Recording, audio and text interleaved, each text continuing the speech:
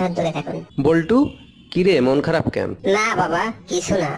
আরে বল, মনে কর আমি তোর বাবা না, তোর বন্ধু। আর বলিস না দোস্ত, গতকাল আমার প্রেমিকাকে নিয়ে ঘুরতে বেরিয়েছিলাম, হঠাৎ তোমার স্ত্রী দেখে ফেললো, তারপর আমাকে কি মারটাই না মারলো।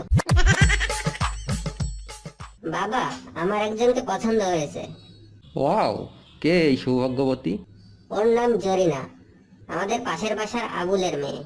নো, আমি তোমাকে কিছু বলতে চাই, কিন্তু প্রমিস করো তোমার আম্মুকে বলবে না। ওকে, প্রমিস। আম্মুকে কিছু বলবো না। আসলে জরিনা তো তোর বোন হয়। বাবা, আমি প্রেমে পড়েছি, আর এই মেয়েটা অনেক হট। ওয়াও, এটা তো অনেক বড় খবর। তা কে সে? বাবা, ওর নাম সকিনা, আমাদের পাশের বাসার মুখলেস সাহেবের মেয়ে। নো, আবার? বেটা, ওই সখীরাও তোমার বোন লাগে।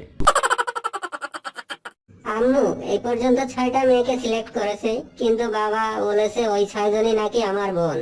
শোন বাবা, মন খারাপ করিস না। তুই যে কোনো মেয়ের সাথে প্রেম কর, তোর বাবার কথা শুনবি না, ও তোর বাবাই নয়। বল্টু, 30টা পাত্রী তো দেখে ফেললি, কোনো মেয়েই তো তোর পছন্দ হলো না। তা তুই কেমন মেয়ে আশা করছিস? বাবা, আসলে আমি তো পিঙ্ক কালারের মেয়ে খুঁজছি। বাবা, আমি আর স্কুলে যাব না। কেন? লেখাপড়া করতে ভালো লাগে না? ঠিক তা নয় বাবা, স্কুলের টিচার কিছুই জানে না, সবসময় শুধু ছাত্রদেরই পড়া জিজ্ঞেস করে।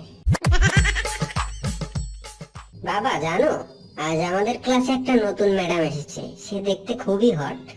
ছি বল্টু, অমন কথা বলতে নেই। ম্যাডামরা হলো মায়ের মতো, তাদের সবসময় সম্মান করবি। বাবা, সবসময় তুমি নিজের কথাই ভাবো, ওই ম্যামকে আমি কিছুতেই মা বলতে পারবো না। খুব তো পড়াশোনা করছিস। আচ্ছা, 5টা পাখির নাম বলতো। এটা তো খুবই সোজা, কাক, শালিক, গুয়ে শালিক, পেঁচা আর বেজি।